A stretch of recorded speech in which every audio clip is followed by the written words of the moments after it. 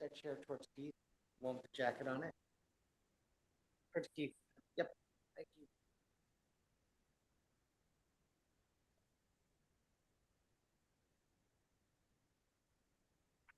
Oh. If somebody's speaking, oh, echo here. Do I record on the cameras too?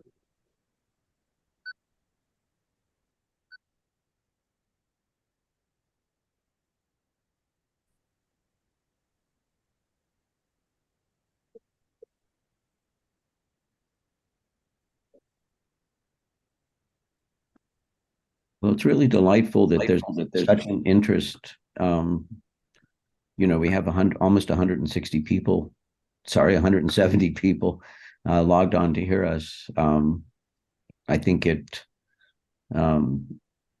reflects that there is concern in the field for thinking about alternatives to the narrative we've been listening to for the past year and a half, I guess. That's wonderful.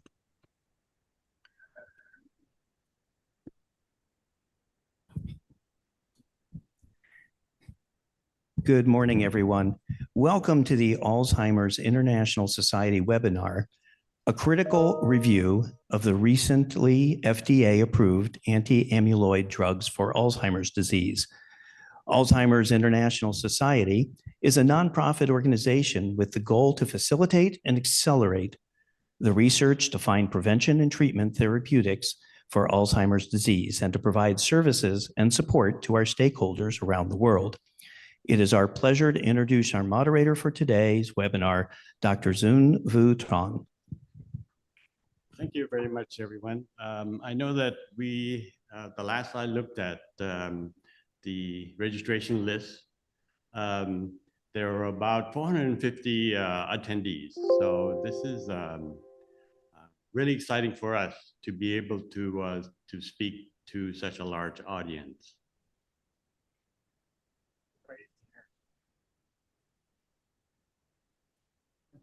Look into this camera. Yes. Okay. I was just given some instructions about looking into a certain camera. We've got a very nice studio setup here. Anyway, today we would like to welcome our three panelists, and I will also be speaking. But very briefly, we will have Professor Ralph Castellani, Professor Alberto Espe, and Professor Carl Herump. And the way in which our format is going to be that each one of our panelists, including myself, so there will be 4 presentations. We would like to ask each panelist to keep their presentation to about 10 minutes, so that there will be room for there will be time for questions that have been posed by the registration people, the attendees, prior to the start of the webinar. I've compiled the questions, and I will use that to start off the discussion after each panelist have made their specific presentation. Also, if the panelists would have slides to show as part of their presentation, we'll be able to allow you to share your screen. So this is the list of the panelists and myself, moderator. So to start off, I would like to perhaps just go into that particular order, have each professor and panelist spend a minute or two introducing themselves. Okay, Professor Espe. Hello, everyone. Thank you very much for this kind invitation. I'm Alberto Espe. I'm a neurologist at the University of Cincinnati. I am a movement disorder neurologist, so I came onto the field of Alzheimer's through the back door of Parkinson's. recognizing that there are many, many similarities in the way we think about our diseases. And I'm very happy to join my colleagues here in this panel. I'm looking forward to the discussion.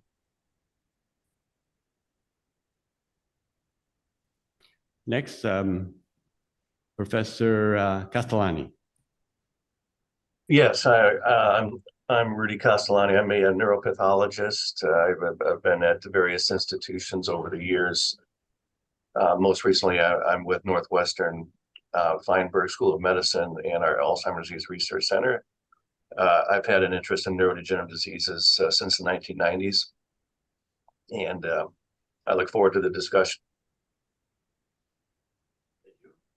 Professor Harrop. Good morning. I am Carl Harrop. I am not a professor of neurology, as the slide says. I'm a professor of neurobiology at the University of Pittsburgh School of Medicine.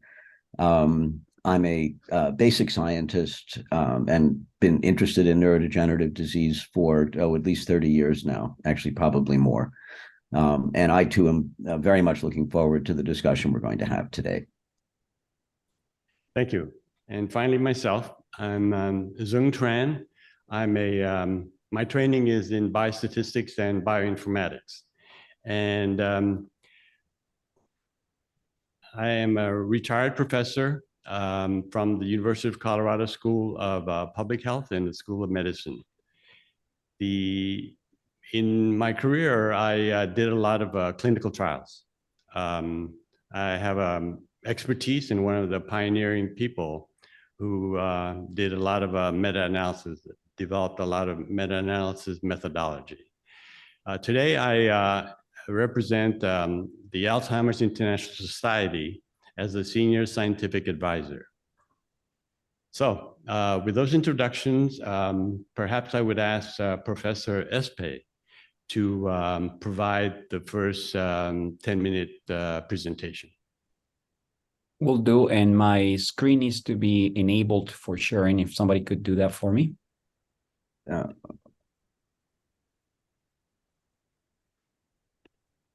There we are. Thank you. Great. Sure. And I ask, could you see this slide? Okay. Excellent. Very good. Well, I'm happy to have been given the chance to go first because I will provide the bird's eye view, and then I will end in these 10 minutes on what I think is the novel way of looking at the data that hasn't previously. So the question that I want to ask is, what would make lecanemab exceptional? And I'm going to talk about the two ends of the protein homeostasis to make sense of it. So these are my disclosures. The one that makes some relevance here for what I'm discussing is the last one that I have company with colleagues that are developing a synthetic non-aggregating analog for the protein replacement strategy to be enacted in the future.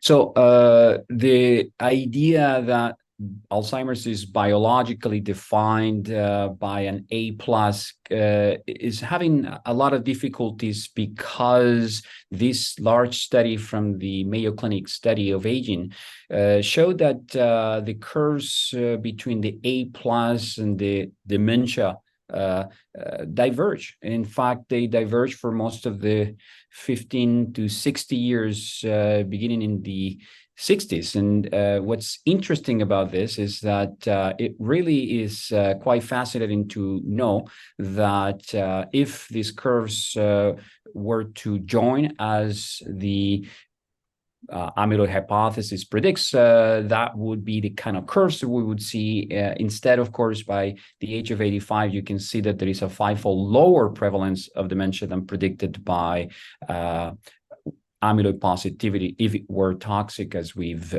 conceived it. So, of course, you all know about this model. Everything goes up, but in fact, in degeneration, there is a loss. And the first thing that happens is a loss of A beta 42. In fact, it's been demonstrated that happens a couple of decades before the first symptoms of what we call MCI and eventually dementia.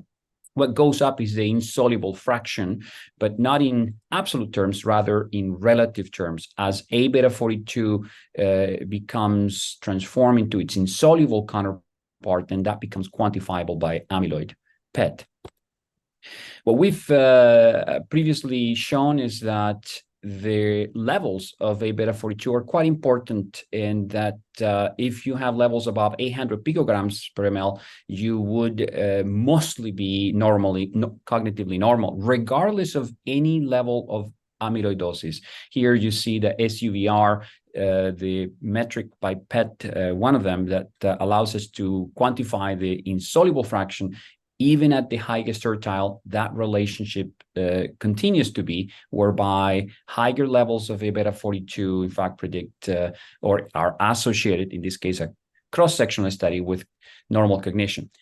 In a longitudinal study, this is actually much more powerful. This asks the question of whether high baseline levels of A beta 42, this is shown in the y-axis, predict the conversion to dementia or the preservation of normal cognition. And in fact, the higher the levels at baseline, the lower the probability of progression to cognitive impairment. And this relationship is really across all amyloid burden levels. And so there is a threshold in gene carriers lower than in sporadic, rather than 800, in this case, 270 picograms per ml, levels above which most individuals will remain normal longitudinally. And in the same cohort, this is data showing that as the amyloidosis increases, the levels predicting normal cognition correspondingly go up of A beta 42. And that's quite important, meaning that a very good predictor of whether someone would convert from normal to MCI into dementia would be whether the levels of A beta 42 drop. So, going into our approach of trying to determine what makes lecanemab different. Well, lecanemab is different from donepezil. If you looked at donepezil, which was the last FDA-approved drug that we ever had prior to lecanemab 20 years ago, or 19 years ago precisely, you can see that this was a modest but significant change of donepezil. And what's important is that although the time duration was shorter, you can see that there is a sustained response, relatively speaking. We were told, though, that when this data came out, that we needed to not pay attention so much to the end of this trial, but rather to the fact that the curves were diverging. And as you know, that's one of the most important support statements for the idea that lecanemab is to be viewed not so much in terms of the magnitude of difference at the end of the study, but we need to remember that the curves are divergent here too, and we know they never quite diverge in the manner that we anticipated with donepezil, and they are unlikely to do so with lecanemab. But what's important is that the magnitude of difference, admitting that this is, of course, a different duration of a study, is half of that of donepezil, and no one benefits, and that's quite important. The benefit is just a change in the magnitude of decline, but not in the magnitude of improvement, of which there is nothing. So what makes then lecanemab exceptional? Well, it turns out that lecanemab actually increases the levels of A beta 42. And part of the reason to look into this is because if there was a way for lecanemab to do something meaningful, wasn't through the reduction of amyloid, which was accomplished by 16 other anti-amyloid therapies, but presumably by the increase in A beta 42. However, it turns out that increases in A beta 42 aren't the domain exclusively of lecanemab, and many other anti-amyloid, particularly monoclonal antibodies, have done this. And this is something that I got to learn when I suggested that lecanemab was exceptional in that increase in A beta 42, and it was pointed out to me that's actually quite common. And this information was extracted mostly from supplementary materials. That column of A beta 42 is not what's listed in the articles directly. So you have to dig into that to be able to extract this data. So we've done this, and as you can see here, the protein homeostasis, of course, starts with soluble A beta 42, ends with insoluble A beta 42. So it starts with the functional fraction of the protein and ends with the non-functional fraction, which is what we can measure through an A beta PET. And you can see that there are quite a few monoclonal antibodies that actually increase A beta 42 quite dramatically. The ones that decrease it were by design. Those are the secretase inhibitors. And in those cases, as you know, cognitive function actually worsened quite dramatically. So what we've done is using this data as a sources of meta-analysis, in fact, have now data to show that the magnitude of relationship between increases in A beta 42 in terms of the cognitive endpoint are very much similar to those for the decreases in A beta PET. So an increase in the functional fraction of the protein is as relevant in terms of determining the association with the cognitive endpoints as the reduction in amyloid. And this is something that you can see here in a way that's depicted differently. This is now ADAS-Cog, and then you can see that on the left, you see the changes in A beta 42, and in the right, changes in A beta PET, according to the different studies that we had the data for.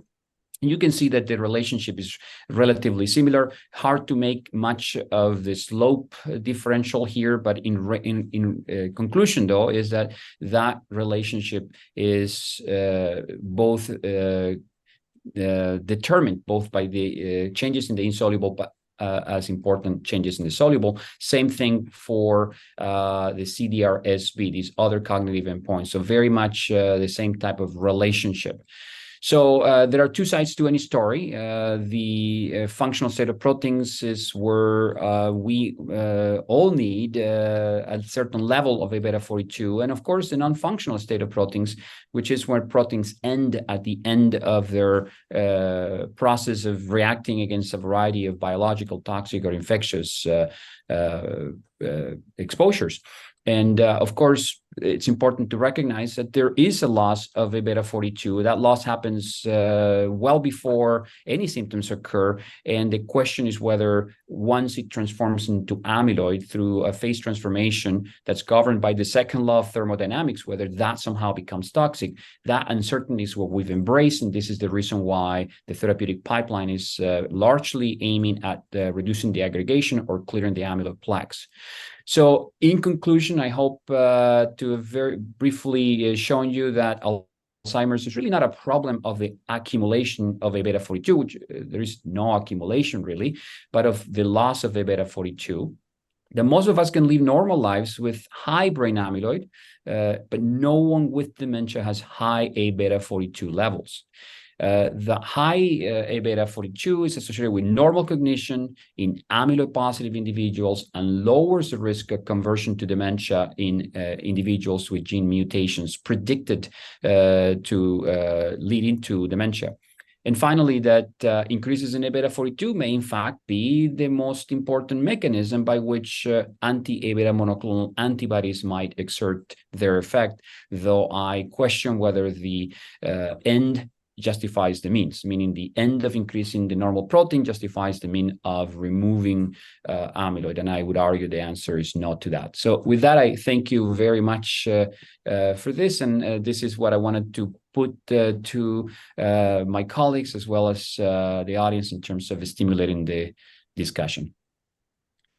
Thank you very much, Professor Espe. That was a very interesting, enlightening discussion.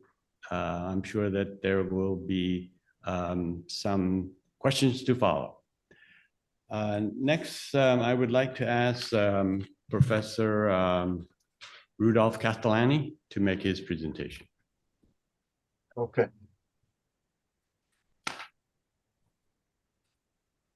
Bear with me here. I gotta.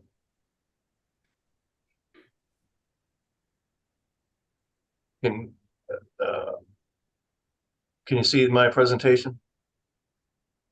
We see it, but in the mode that shows the next slide for you. You want to swap the display settings so that you up in the left upper corner where it says display settings. If you click in there, you'll then see the next slide yourself, but we, the audience, see only the slide that you want to show. With the cursor, go up to the left upper corner. Yeah, I'm trying here. And it says display settings in the left upper. Oh, And click on that. Yeah, click on that. Let's see. Display Yeah. setting. Then. Yeah. How about that? Right. Yeah. Figured Perfect. it out. Great. Perfect. Okay. So the discussion here is on basically on vascular toxicity, and it's based on anecdotal accounts that one of which I've seen. I have no conflicts of interest, and I'd also want to mention that this discussion are my opinions as a neuropathologist. I don't speak for any institution. I don't speak for any center. I just speak for myself as a neuropathologist. So we had the occasion to examine a case of a fatality of someone who had received 3 infusions of an anti-A beta drug, 3 infusions over the course of a month. 2 weeks apart. It's important to point out that this particular individual was not a vasculopath. This person was actually in excellent cardiovascular health and was highly functional, actually. And we know that because the spouse consented to a complete autopsy, so we had the occasion to investigate the vasculature and the other organs and so forth. And it was a very healthy person, no atherosclerosis whatsoever. At any rate, so this person, after 3 infusions, presented with neurological signs of an ischemic stroke and was treated with tissue plasminogen activator, and developed what you're seeing here, which is multifocal acute hemorrhage. And so this is not hemorrhagic conversion of ischemic infarct. This is multifocal hemorrhage of a sort of a variety that I've scarcely seen anything like this, and the many thousands of brains I examined. So this is not hemorrhagic conversion of ischemic stroke. This is multifocal hemorrhage, and frankly, it parallels the presence of amyloid angiopathy. So microscopically, we found also a fairly unique pathology, which is a histiocytic attack on vascular amyloid and a necrotizing vasculopathy, meaning what you're seeing here, and some of this darker pink material is not amyloid, that's fibrin that's produced as a result of vascular destruction. There is also amyloid here. We immunostain. I'll show you a slide in a minute. But basically, it's fairly clear, almost empirically evident that we're getting an immune attack, a macrophage attack, basically on insoluble amyloid. I know with some of these drugs you hear discussion of the target being soluble protofibrils, and that may well be the case. We can't detect a soluble phase, biology with a histologic section. We can see insoluble material, insoluble amyloid, and clearly there's an attack on insoluble A beta associated with destruction of the blood vessel. So that's clearly going on here.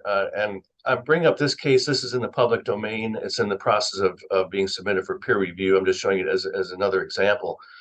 And I'm not speaking for the authors here. You can read the paper online. But it was a similar case. 3 infusions of an anti-amyloid drug, in this case lecanemab, that apparently resulted in multifocal hemorrhage, and the pathology that they demonstrated was identical to the pathology that I saw. So there's necrotizing vasculitis. There's some discussion about clearance of A beta and being cleared through macrophages and perivascular spaces and lymphatis and so forth. That's not the case here. This is macrophages infiltrating the blood vessel wall, phagocytosing amyloid and injuring the vascular wall, resulting in fibrin deposition and necrotizing vasculitis, and very severe. This is the extent of necrosis we're seeing is well beyond that you see in so-called amyloid angiopathy related inflammatory disease, which is a sort of a rare phenotype of cerebral amyloid angiopathy, or CAA. Back to our case, we do amyloid beta immunostains. We're seeing amyloid in the blood vessel wall that's fragmented by the macrophages. So it's basically being chewed up by the macrophages, which is, I would say that's probably part of the design of the drug. The drug is meant to stimulate an immune response to amyloid, and it's doing so. It just happens to be, in addition to plaques, which it also seems to be attacking, it's attacking the blood vessel wall and resulting in vascular injury.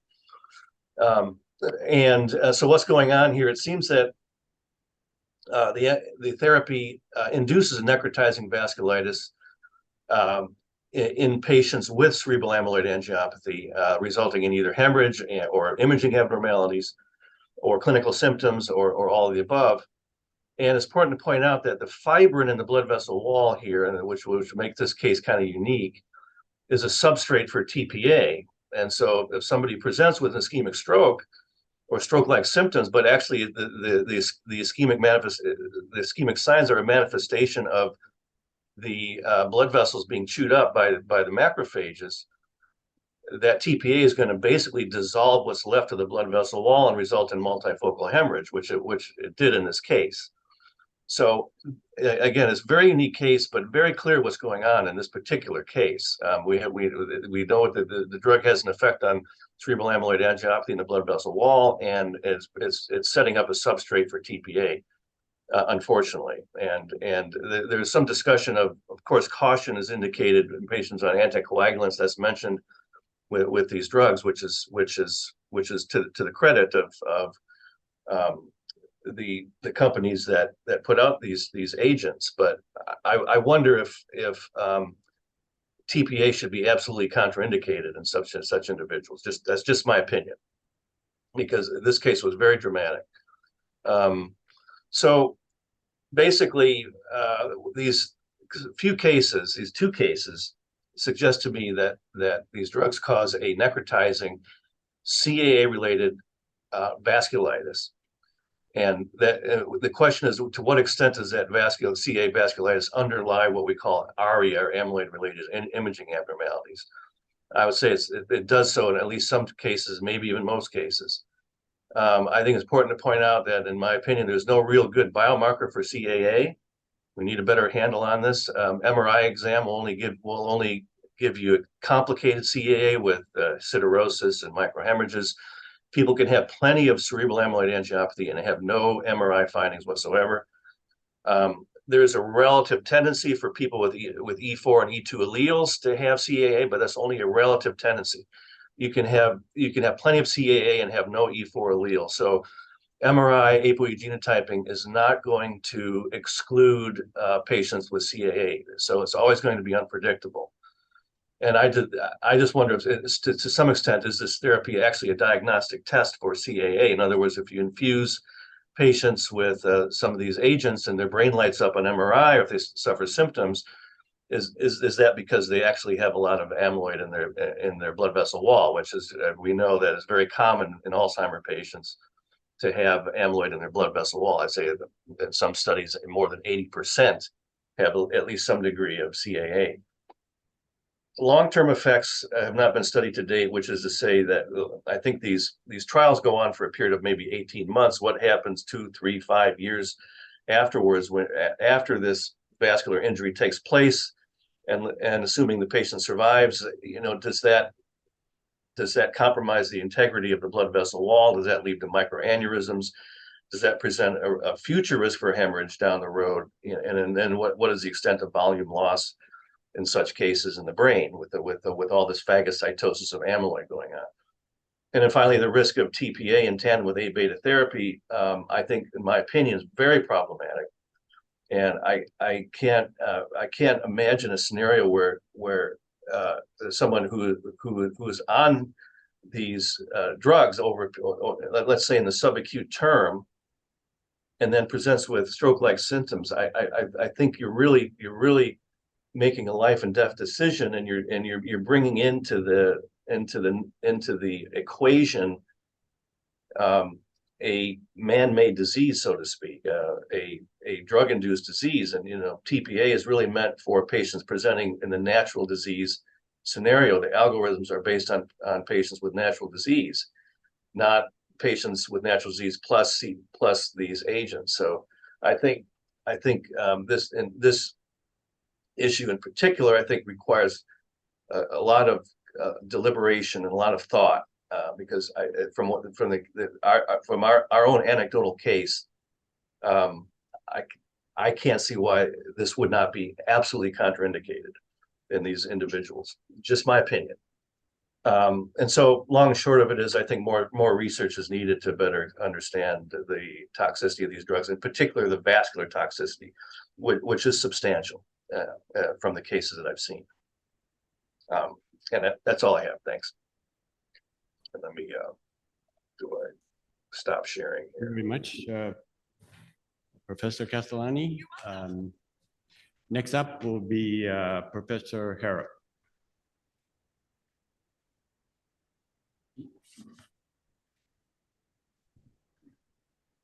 He doesn't have he's on mute. I think you're on mute, Professor.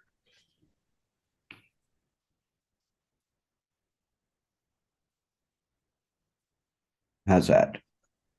Yes. Perfect. Okay. Unmute myself. All right. Can everybody see my screen? Yes, we can. Thank you. Yes. Very good. Okay. So I want to take my 10 minutes to approach the topic of today's webinar from the vantage point of a basic scientist, which is pretty much all I can do because that's what I am. So I think the idea that there's still no good answers to the origins and therapies that can help us attack Alzheimer's remains true to this day. So, okay. So this is the amyloid cascade hypothesis. Everybody, I'm sure, on the webinar knows it. The key to the hypothesis is that it is a beta and its aggregation that leads to the a linear series of events that results in the dementia that we know as Alzheimer's disease.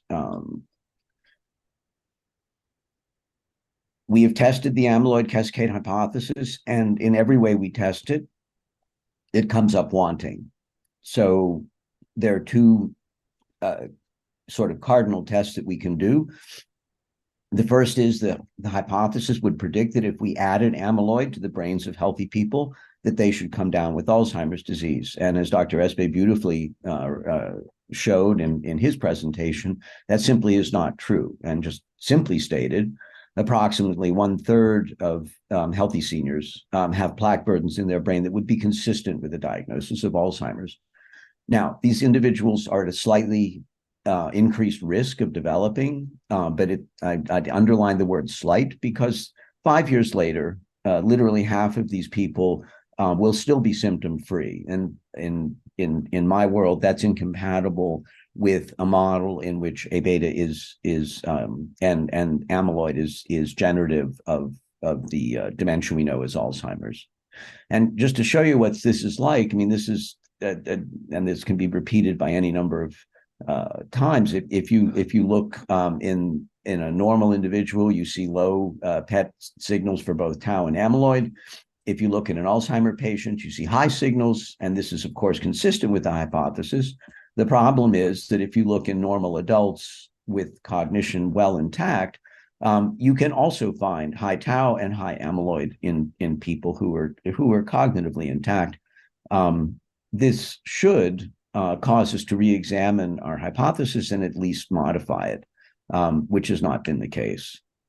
But we can also test it in a different way. We can take amyloid out of the brain of individuals, and by the hypothesis, that actually should slow or perhaps stop the progression of the disease.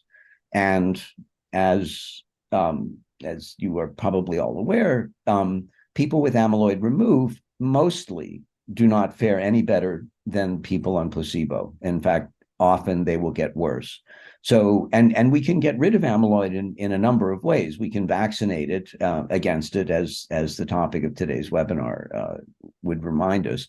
But we can also block the synthesis by blocking the secretases. And I want to show in my next slide a complicated but very enlightening table that Dr. Espe put together, and I modify, as I'll show you in a minute. The key is that in what you see, this is a list of all the clinical trials of amyloid reducing agents that have been done.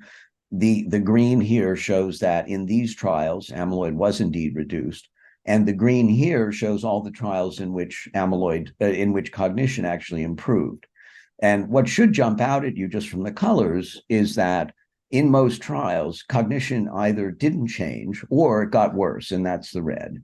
Now, we're here today to discuss this little thing here, which is aducanumab, and to that we can now add lecanemab and donanemab. These are three recent trials in which a modest but statistically significant slowing of the rate of decline was observed. As Dr. Espe pointed out, that slowing was modest at best, and by many accounts, it would be clinically undetectable in an individual. And if I may be allowed a little sarcasm, I would say that if you set the bar low enough, you can achieve just about anything. And if I can go to my next slide. So the point I want to make for the rest of this discussion is not to go over these arguments, but to try and look forward and say, well, where are we? And I would argue that you can't dismiss the antibody trials. There were two clean trials. Aducanumab was not quite clean, but they cannot be dismissed. They met their clinical endpoints. They slowed a decline slightly, but significantly. I think, as Dr. Espe pointed out, and as I'm going to emphasize in a moment, we don't actually know why they did that. But they were all separate trials of the same amyloid-based disease models. Our problem, though, is threefold. They're expensive, they're dangerous, and I would argue that they don't work. So hugely expensive is a tremendous problem for our healthcare system. The annual cost could easily be in the range of $50,000 a year for someone who needed the scans to both document their ability to participate in therapy, and then for the drug itself. The risk profiles, as Dr. Catalani just beautifully showed you, are serious and concerning, and the imaging abnormalities are real, and they affected anywhere from a quarter to a third of all the participants in the study, and there were deaths, and that could be reasonably attributed to the drug itself. And as Dr. Espe has already shown you, the effect size is small at best. And I would add to it, which has not come up in discussion, that there were subgroup differences. Now, the trials were not powered to make these statements with any force, but men did much better than women in these trials. In fact, they did threefold better. North Americans did much better than Europeans for reasons that are totally unclear. And ApoE4 carriers actually benefited very little from the therapy. And what I want to argue for the rest of the talk is that these differences remind us and challenge us, because we actually don't know how these treatments work. And if we're going to move forward, we have to understand that in great depth. So we can't move forward. We know that at least the signals on PET were reduced, and this was enough for the FDA to approve these drugs. But it is not nearly enough for me as a basic scientist, and as I have argued. So why was cognitive decline slowed? We actually don't know, and I've argued on many occasions, and I think it's worth thinking about here, is that if A beta truly is a toxic element in any stage of aggregation, well, just how does it kill a cell? And the answer to that is no one really knows, or at least let me say, there's no uniform agreement on the root of toxicity for an A beta species. And there are other problems that we need to deal with. And this is the one I've been working on most recently. So let me go to the next slide, if I might. So this is a graph of our cognitive, it's a theoretical graph, but it's a graph of our cognitive capacity with age. And as you can see, our performance peaks in midlife and then declines afterwards. And I've actually been looking into this rate of decline, and it's steeper than those of us above this peak would like to admit, but it is serious. So we can look at this at any age, and I've picked 80 years of age as just an example. At any time after this decline starts, our performance is off of our peak. And I call this difference delta H. So it's the difference that is a part of normal healthy aging. Fine. Dementia, though, sets in and increases the rate of loss of our cognitive capacity. And so once it starts, our rate of decline accelerates, and that's this orange line that I've shown you here. But there's an interesting sidelight to this, which is, I think, needs to a lot more consideration than it's getting, and that is that this difference between the normal healthy aging and the decline in dementia, we can call that delta D for delta dementia. And what if you look at these graphs, what it tells you is that at any point once dementia starts, the cognitive status is the loss of cognitive status is actually a function of two elements. It's the loss in healthy aging plus the loss in dementia. And we don't know which of these was affected by the monoclonals. Was it delta H or delta D? Now, let's be clear. To a person with dementia, it doesn't matter. They'll get better, and that's fine. But to us as researchers, it matters a whole lot, because we need to know, are we treating Alzheimer's or are we just fixing aging? And we didn't do the one control that needed to be done. It's an awkward control, it's expensive, and I think it's a little bit ethically challenged given the safety profile that Dr. Catalani told you about. But if we were to give these monoclonals to healthy elderly people and saw that they too improved, then we can assume that the monoclonals are just working on healthy aging. If, on the other hand, oops, sorry about that, they stay how do I go backwards? If they stay the same, then we can assume that we're working on delta D and actually working on dementia. But we do not know the answer to this question. And that means we're a long way from using any of these terms which have been applied to the monoclonal therapies. They are not a breakthrough, they are not a game changer, and they certainly are not a disease-modifying therapy. So with that, I'll just acknowledge where I'm from and look forward to the discussion. Thank you very much, Dr. Harrop. It was a very good presentation, and we'll, I'm getting a signal to look at a certain camera again. Anyway, so I will finish up as moderator with my own presentation.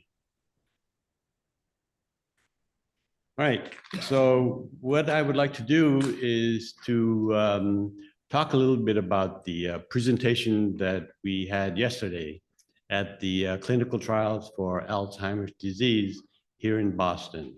So this is a version of the presentation. So what I did was, well, let me just backtrack slightly. In looking at the presentation, sitting in on presentations at the CTAD 2023, I think there's room for optimism about not just preventing, but certainly addressing the symptoms of Alzheimer's and dementia.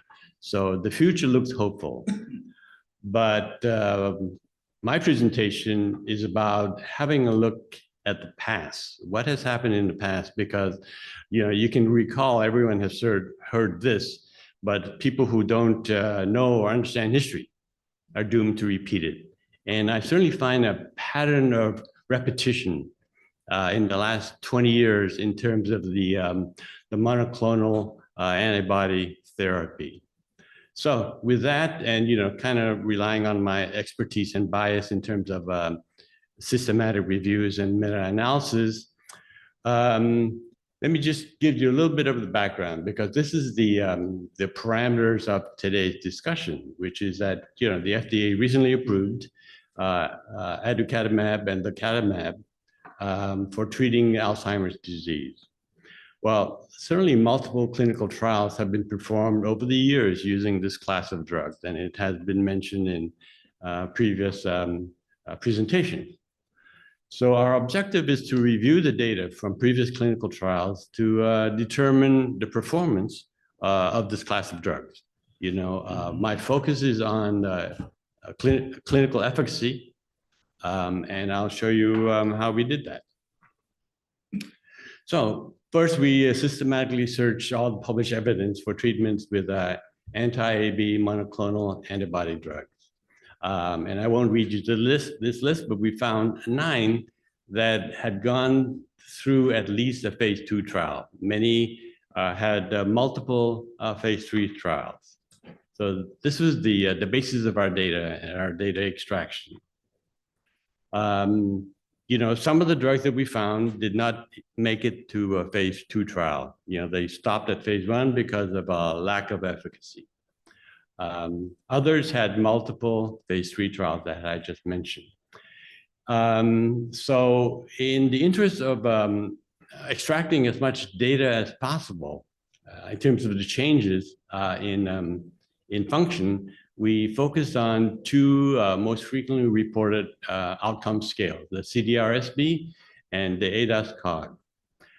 Both of these scales are the same in the sense that a higher score provides a worse function, worse cognitive function. So in terms of methods, we had what I would call 2 units of analysis. So unit of analysis, the first one is that nearly all trials reported the difference at the end of the trial, whether it's 78 weeks or 75 weeks, et cetera, the difference between the drug and the placebo in terms of the scale, CDR-SB and ADAS-Cog. So we took the convention that we would take the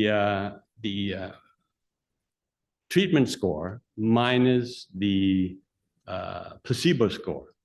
So that usually results in a negative value. In other words, lower score minus higher score equals a minus value. So let me give you a couple of examples from the published literature to show you what I mean by the difference between drug and placebo, and hence our unit of analysis 1. These are a couple of recent publications, one by Van Dyke and one by Sims.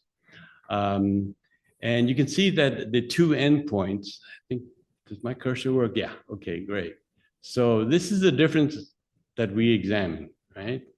So right there, the difference between these 2 values would become the unit of analysis, the first unit of analysis. So you can see that down here, this particular difference is 0.7, and this particular difference is 0.45.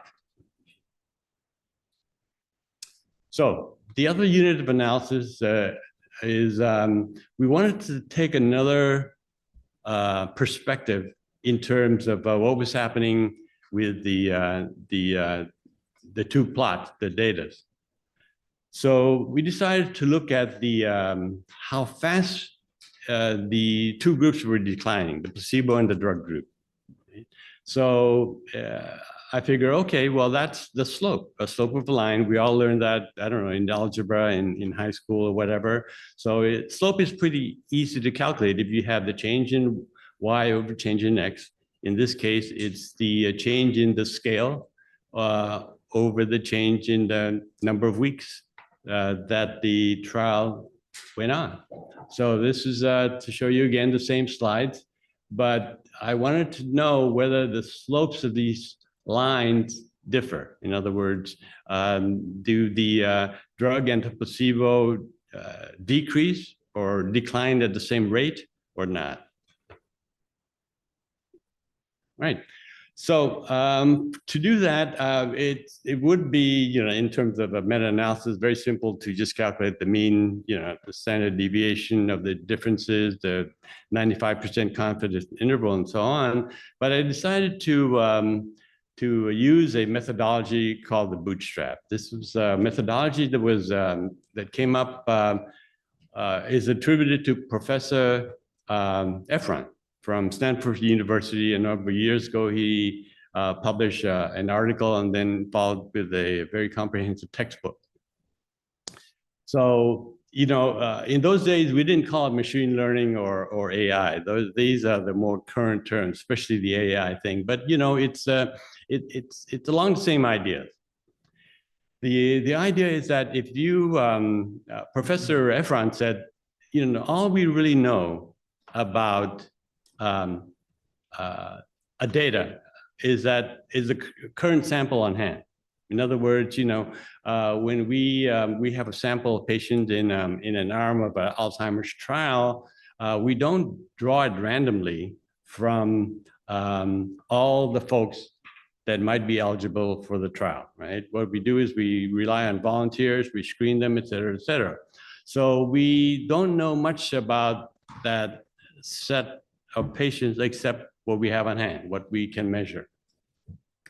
So the resampling process is structured in a way that you take the original sample, whatever you have on hand, and draw a random sample from that sample with replacement. So any item within the original sample can be represented more than once.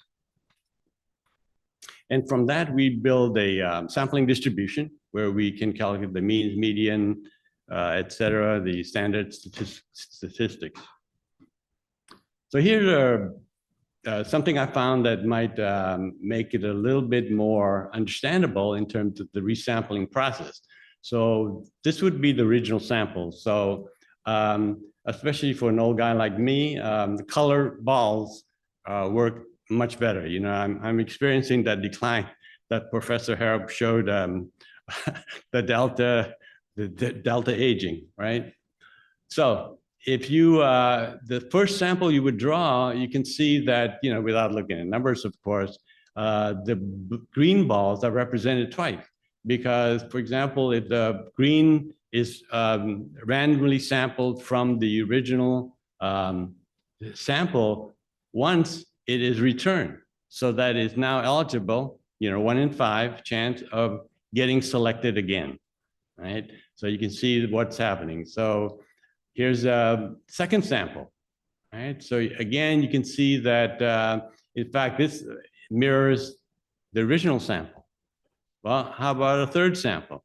Well, you can see that the blue balls got selected twice and the purple ball got selected twice.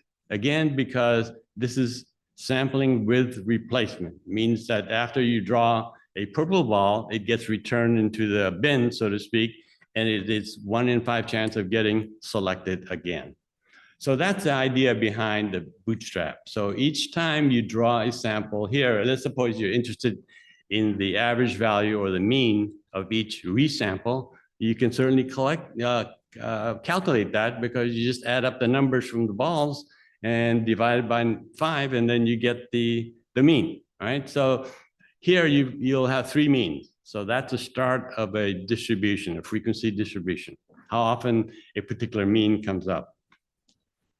Well, what we did was we took the data, the difference data from the clinical trials that we examined, and we did this 10,000 times. Okay, so you can imagine that without computing power, I'd still be doing it. I would have started several years ago, and I'll still be drawing samples.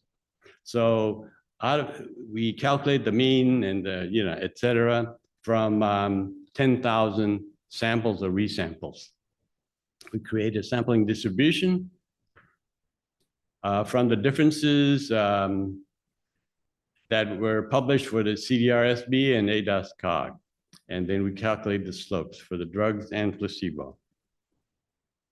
So this is just a table I put together of the data for just the CDR-SB, right? But for the ADAS-Cog, it's the same kind of situation.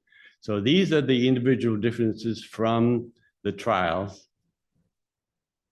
So you can see there's a range of differences from, a difference of plus 1.3, which means that it actually favors the placebo. So I remember what I said before, the way in which the direction of subtraction is such that a negative means that it favors the drug. And remember, this is on the CDR-SB score, which has a range of 0 to 18. And so there were 16 items. It's like we had 16 balls in our bin, and we selected 16 balls with each, but with replacement. So we did that 10,000 times. Well, I didn't do it. The script that I wrote, the algorithm did it. And it actually took a few seconds, if you can imagine that. So the results. Well, all the clinical trials that were published and that we selected for our analysis were all randomized, placebo-controlled. If you just look at the phase 3 trials, sample sizes for each arm range from 253 to over 1,000 per arm. The median number of participants in each arm was 519. Trial length, 76 weeks to 105 weeks, median 78 weeks. All right, so for the bootstrap mean, in other words, after 10,000 iterations, and each sample, we calculated a mean, and then we developed a sampling distribution.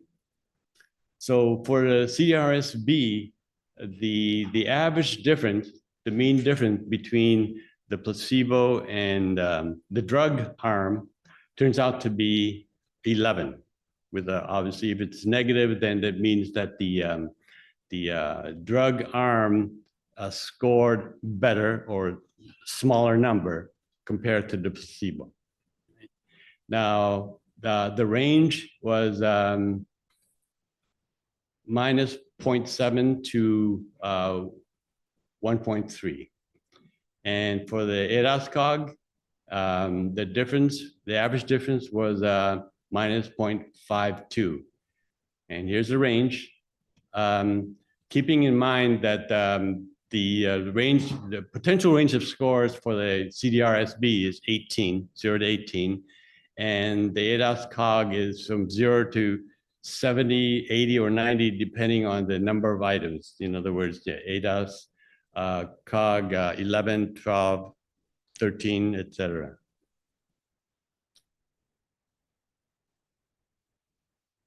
Right, for the slopes, we did the same kind of thing. You can see that the slope of for the drug condition for the CDR-SB is 0.024. For the placebo, is 0.026. For the ADAS-Cog, the slope was 0.081. For the placebo, 0.078. So you can see that there's a whole very little difference between the trajectory. In other words, the rate of decline in those lines that I showed you before between drug and placebo.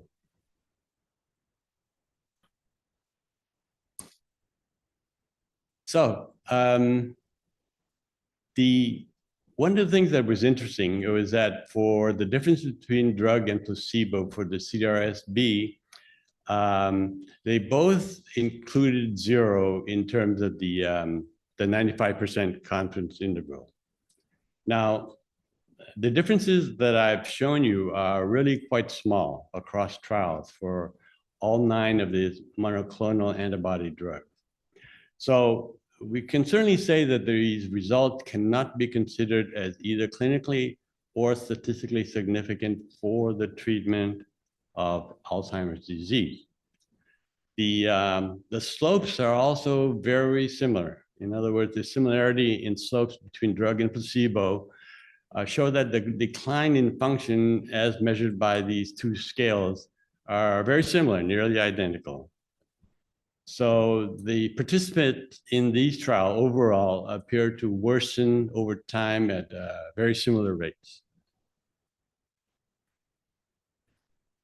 So the collective evidence from these clinical trials show that the treatment of Alzheimer's disease, as far as the treatment for Alzheimer's disease, these drugs did not appear to have a measurable clinical effect, and almost all anti-amyloid drugs are associated with serious adverse effects. I think several of the professors have alluded to this before.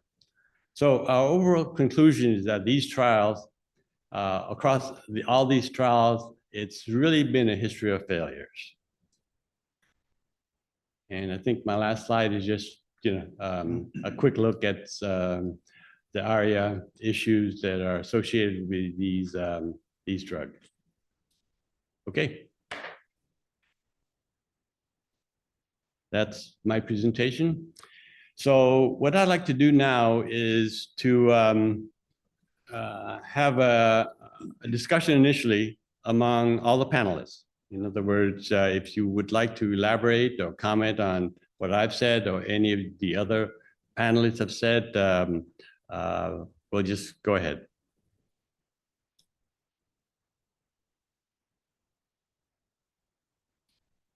Well, I guess I could start just saying I think that the four speakers were in pretty serious agreement that we have therapies that are minimally, if at all, effective, and that are quite significantly dangerous, and that, and again, my frustration is not, and one of the questions that came up in the chat was, what are our hypotheses for what does cause Alzheimer's? It's hard for us to move forward, really, in the environment that we're currently in. I'm curious what my colleagues have to say about that as well. Yeah, I fully agree with you, Carl. By the way, I liked very much that last presentation on the analysis. Very well done indeed. And it's interesting that one of the analyses that I think is, or maybe two that have been around in terms of supporting the value of lecanemab, and I think will be the same with donanemab, is the extension of 6 months that this gives, and it's a measure that in a way relates to the slope analysis. But your slope analysis, the one you just presented, so has indicated that really these curves aren't divergent as we like to believe by squeezing our eyes and looking at the data. And so that's one thing I wanted to ask. And then the second, of course, is this 27% in the case of lecanemab, and I think it's 36% in donanemab. These numbers of change appear impressive, and they're quite misleading because they are the reflection of the arms of the studies in relative change, not exactly accounting for where people start and where they ended in the trial. So I know you want to add a comment to the effect of how your analysis fits into the narrative that here we have really good gains and that we're gaining 6 months of extra life without symptoms or something like that. Yes, we actually, during the last webinar in June, we addressed that issue about the 27% gain versus is that accurate? And you're right. These are relative numbers. So what the investigators did, the folks who ran the trial, was that they used a denominator that did not reflect the actual score itself. So they use a much smaller denominator rather than the actual value of the score on the scale.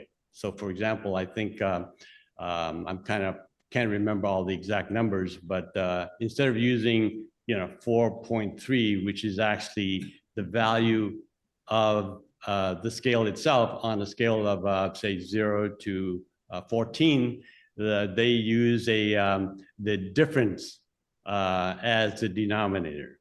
And so I think that inflated the percentages. I think when we calculated the percentage based on the actual value of the score for those patients at the end point, it came out to be, I believe it was 9% or something as compared to 27%. So yeah, you're absolutely right. That was a great observation. And yes, that's what has happened. The percentages have been exaggerated to make the drug look good. I wouldn't say that's unethical, but I think it's in their interest to make what they've spent hundreds of millions or billions of dollars on to look as good as possible. Right.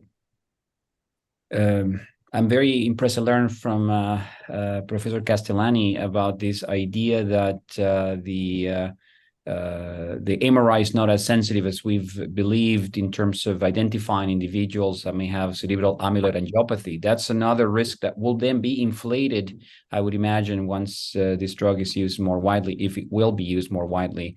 That's a very worrisome scenario there. And I imagine that's probably what keeps you up at night, Professor Castellini. Well, I'm not a radiologist, but my understanding is that MRIs detect complicated disease. In other words, there has to be hemorrhage, microhemorrhage, or siderosis. Then the various single computer acquisition sequences will pick up a signal abnormality. But if you look at Alzheimer brains on a regular basis, like I do, you will find individuals with abundant cerebral amyloid angiopathy, which is a target of these drugs, that have no evidence of complicated cerebral amyloid angiopathy, but the target is still there, and so the complications are still possible. So I would suggest that we avoid the pitfall of talking about anecdotal cases and looking at them as outliers. They're actually they're somewhat fortuitous in that both the cases that I showed you were examined within weeks of instituting therapy. So we have actually a very good look at what's going on while the drug is having its effects. And that's, in order to do that, somebody unfortunately has to pass away, and that doesn't happen very often. But I think it's interesting that these passive therapies have been around for I don't know, about 15 years, I guess, and we have very little knowledge, very little insight into what's going on in the brain in terms of clearance and in terms of the effects that we're seeing. And so the case that I show you, it's clear to me as a pathologist what's going on. And it's also clear that the drug has its intended purpose. It is engaging amyloid beta. It just happens to include the insoluble amyloid beta that's within blood vessel walls, and that has a consequence.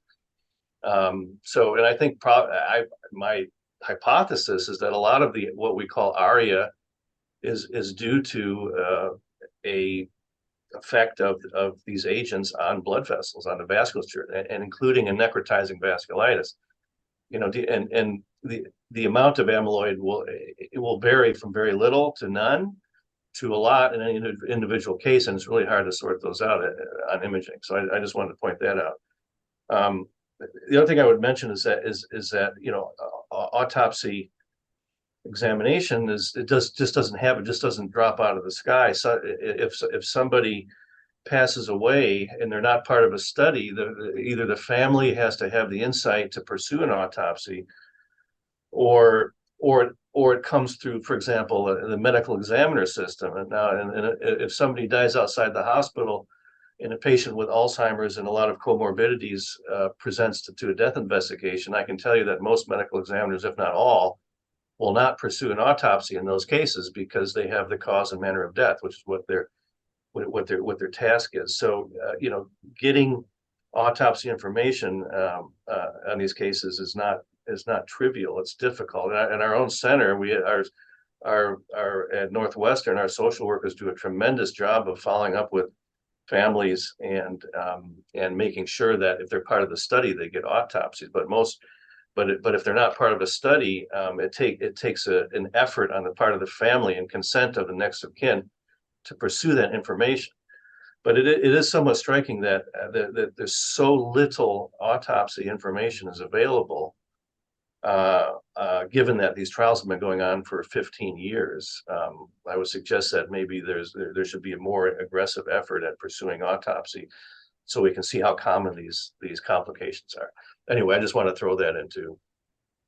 Yeah. So I have a question actually, because I think a lot about the placebo arm of these trials.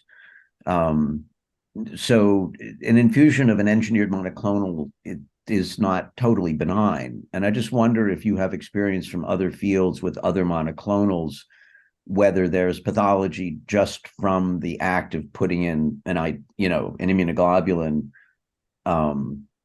And if not, then we can lay the problem at the foot of the actual target of the antibody itself. Well, I personally don't have, giving immunotherapy is becoming more and more common, and Right. They certainly have an effect. They certainly target various, inflammatory cells and so forth. So, and yeah, there can be adverse effects from that. I don't want to tell tales out of school here, but yes, immunotherapies are very common, and there are toxic side effects as well as benefit. But again, in this case, I think it's important to appreciate that the target of the therapy is in the cortical blood vessels in many individuals, and that by itself is kind of unique to these constructs. Right. I totally agree. Other questions among the panelists? I have one question for Professor Espay. I was curious about one of the slides that you presented, or you showed it in your presentation, that was showed donepezil versus, I think it might have been lecanemab on the ADAS-Cog, and donepezil appeared to perform very well compared to lecanemab.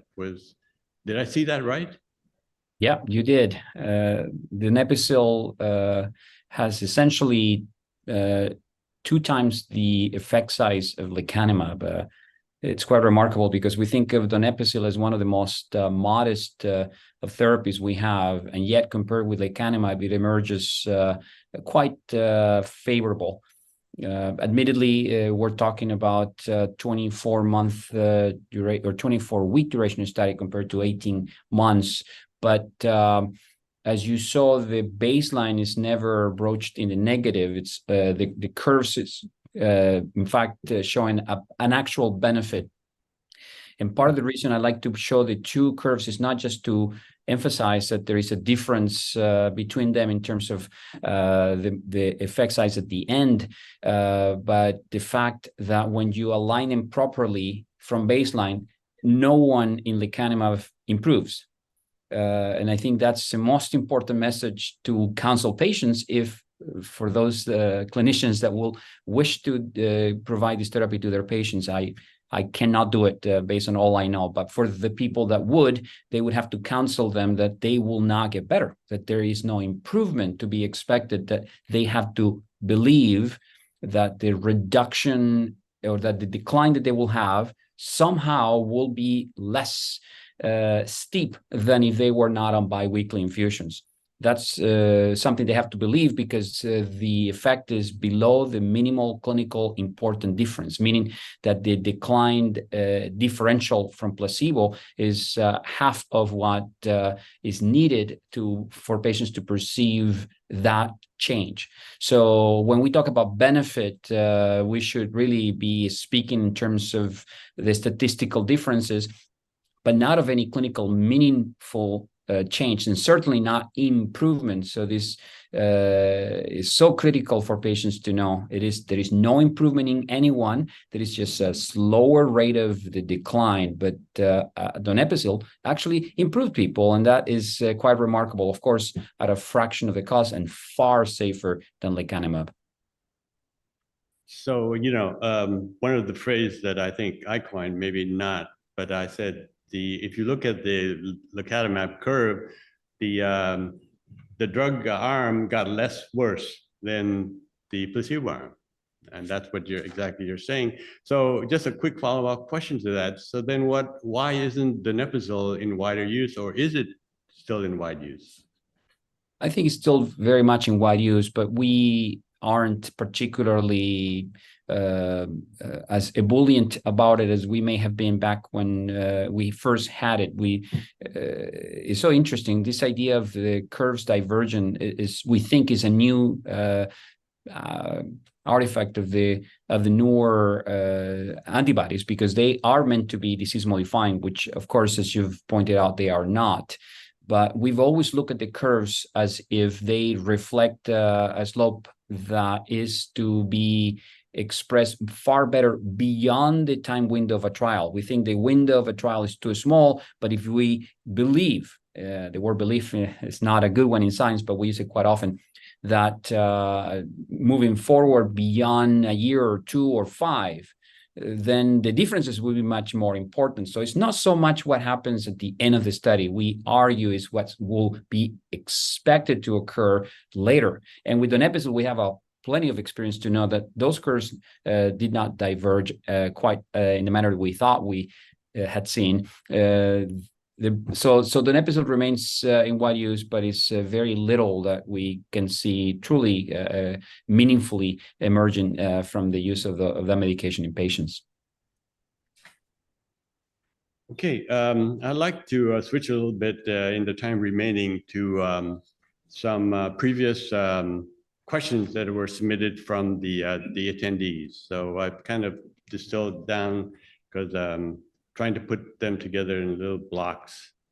One of the issues that was brought up by a lot of the registered folks is and I think it's probably been answered by almost everybody, but what's the cost benefit ratio of these antibody drugs? And anyone can answer there in terms of the panelists. Alberto, I think that's for you. Sure. This is a drug that we cannot calculate the number needed to treat. The number needed to treat is a number of people that would need to receive this medication for one to benefit. That requires a metric called the responder rate. The responder rate requires a patient to admit improvement, and because there was no improvement above baseline, we don't have a number for the number needed to treat, largely because the number doesn't exist. No one improved. But the number needed to harm, which is the number of individuals you would give a treatment for one to worsen, is 3. So you get a clearly low number needed to harm, and unknown and potentially infinite number needed to treat. That data alone tells us that the risk-benefit ratio is unfavorable. And that alone tells us that this drug is not cost-effective at any price. Furthermore, what hasn't been discussed and what's very important for patients to know, and clinicians, since we are going to be the ones explaining what this drug is about, is that there is an acceleration of brain atrophy with lecanemab and with actually most monoclonal antibodies. That amounts to about 1 extra teaspoon less brain for lecanemab and 1.5 teaspoon less brain for donanemab. That's a lot less brain. And in any alternative universe, to present the therapy that we want a patient to take for us because we think is important for them, how do we ask them to remember that the implications of a smaller brain aren't really known, and therefore we should not worry about it? In what alternative universe a drug that shrinks the brain somehow is okay to take because we really don't know what that means? Altogether, this drug is really neither effective nor safe. And a question was made by someone, how was it approved? And I argue that it was approved because societally, we believe strongly in the idea that amyloid is Alzheimer's. And it's a beautiful, compelling, logical idea, but it's false. And when we adhere to false ideas, we are going to be destined to live by something that fulfills what we think is right, what we believe, what we hope, even though the evidence is quite against those beliefs. We're the only field of medicine, we neurologists, and I can speak for my kin, that do trials not to test hypotheses. We do trials to learn. And we've consciously said so because we already have endorsed the idea of amyloid being toxic. We shouldn't really be talking about the amyloid hypothesis. We should be talking about the amyloid law, because it's actually something that has become unfalsifiable. If at any meeting a question emerges, could you please let me know what study should be done in order to properly test the hypothesis? And if the study is negative, that data will falsify the hypothesis. The answer is usually befuddlement. I don't know, that's a weird question. And that's because we really don't come to a point ever where we could move away from the idea that amyloid is toxic. So lecanemab and donanemab, we were destined to have, because we believe too strongly in it. And it's unfortunate. Science is not about belief, but it is dominating the research in Alzheimer's. And that's why How Not to Study a Disease is the title of Carol Harrop's book on the story of Alzheimer's. Yeah. And I would just add that the cardinal mistake, I think, was the FDA approving aducanumab. Because of the 3 monoclonals, that was by far the weakest study, with the most sort of hand-waving to get to a significant effect. And yet that was the reduction in amyloid, which the reduction in PET signal, which no one would argue did occur. There was target engagement. That, for the FDA, was enough to say, okay, that was probably clinically relevant, in the face of a lot of evidence suggesting, no, that's clinically irrelevant. Right. And that decision also was made on the idea that the window, that there will be an expectation of efficacy. It wasn't so much about the window of the trial. Think about what would happen later. That word expectation of later benefits was in fact there in the FDA verbiage. Very unfortunate. As you're saying in your graph, the bar was set so low that anyone could reach it. Yes, I could dunk a basketball.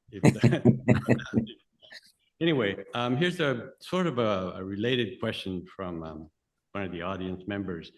Why are there currently no data published comparing lecanemab and drugs such as donepezil, or are they? Not to my knowledge. I don't think that, the studies so far were done in individuals that probably were not on the, actually, come to think of it, of course, the study, we're never going to compare the two, but a number of them probably were on donepezil, and I don't know if donepezil was exclusionary. If it was, no, I actually looked into that because I had the same question, and it was not exclusionary. So there might be then data there to try to determine if any benefit could have in fact be the result of the donepezil that individuals were on, as opposed to any of the benefits that we think are related to amyloid reduction.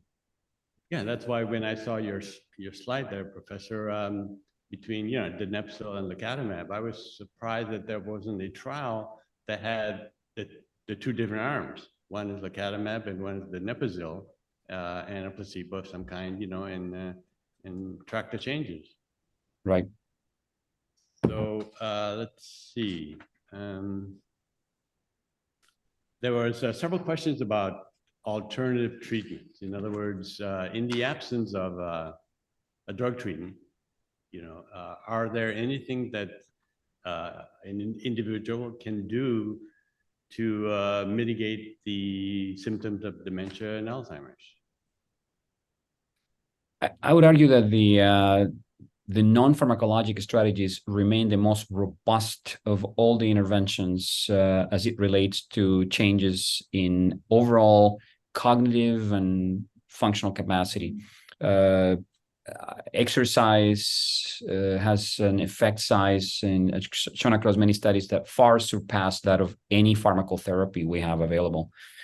So there is very little use of it. It's been argued by many that investment in an infrastructure to provide the kind of care that patients need, from basic needs, from better nutritional support and rehabilitation strategies that use exercise and a variety of different physical therapy modalities, has a lot more to offer to patients at a lower investment than any of these monoclonal antibodies could ever do.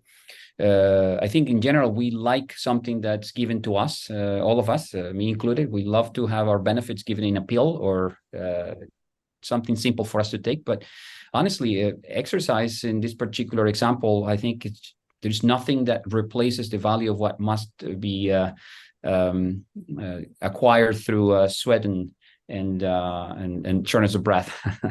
So I yeah, that would be probably my answer. It's remarkable. It's an indictment on our field that we don't have quite anything meaningful to offer, and I think it should force us to rethink our entire paradigm.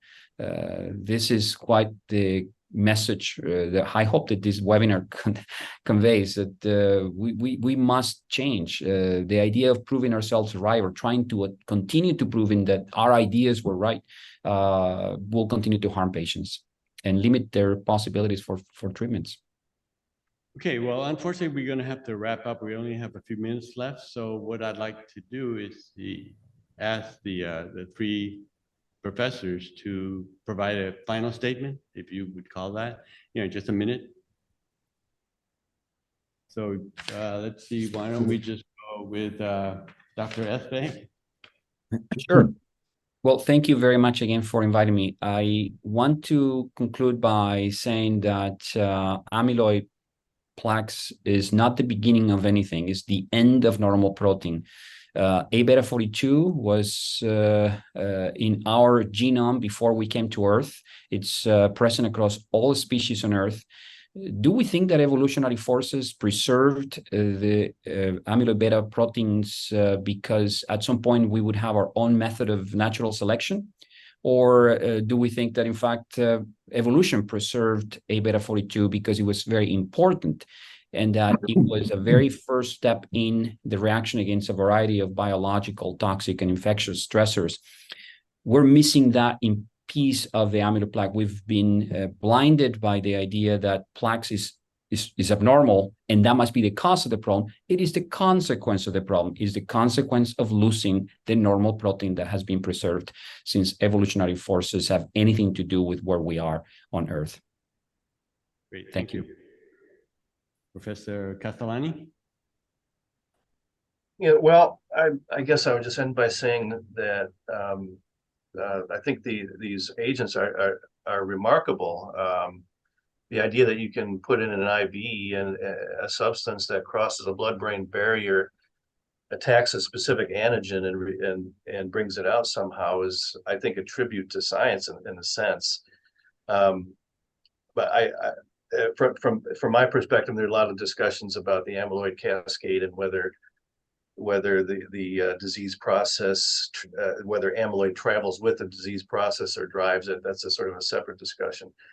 But I do not get the sense that the degree, again, of vascular toxicity is adequately accounted for. And I think that what we saw in these individual cases, I think gives us insight into what ARIA is, and that these are actually cytotoxic. It's a form of cytotoxic chemotherapy. And so I think the vascular toxicity, again, needs to be taken very seriously and addressed. And I think we need to find better ways of sorting out those individuals who have abundant cerebral amyloid and those individuals who don't. I mean, we get to a point, but there will always be idiosyncratic reactions as far as I can tell now. But that's all I have. Great, thank you. And Professor Harrop?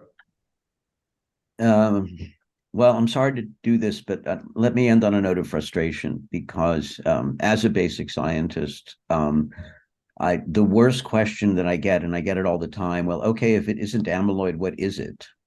And I always have to throw up my hands and say, I don't know.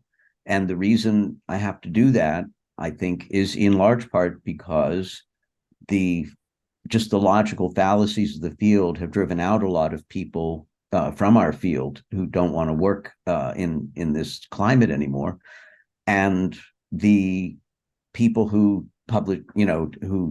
review our manuscripts and review our grants have bought into the alternative world that Dr. Espay described. And I feel that we may actually need to go back and re-examine our definition of what is Alzheimer's. What exactly is it? But that's a webinar for another day. What I'd like to say most is that I just found this 90 minutes to be really stimulating, and I hope that the participants got as much out of it as I did.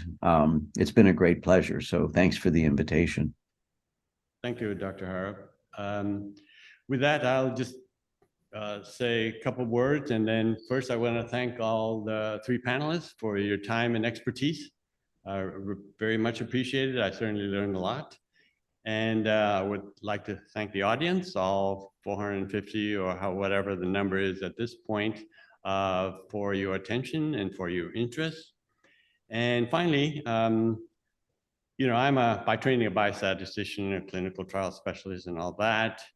We have a saying, says, in God we trust, all others bring data. So to me, data is king. So take a really close look at the data that are presented by, you know, all these investigators in terms of doing their monoclonal antibody research. With that, thank you very much, and good luck to all of us. Thanks, been a pleasure. Thank you.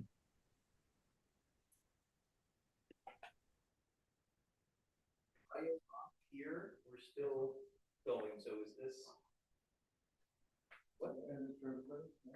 Audio's off. Audio's off. So this is still live. Is there? Where's the press conference? Separately.